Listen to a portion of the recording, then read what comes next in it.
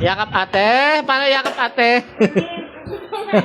Watching my content because of my authenticity. To me, speaking in Tagalog Oh! is part of our culture, part of our way of life, and I want to share that not just to the beauty world, but also to everyone who wants to learn, be an aspirant,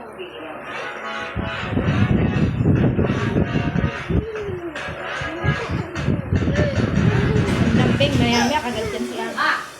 A few moments later.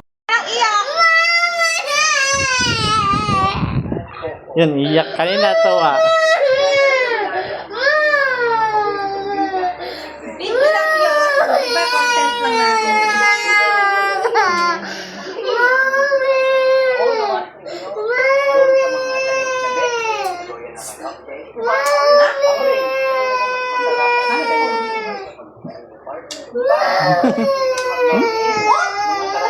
Oh, tampo. Joke lang ni Daddy yun. Pinapanood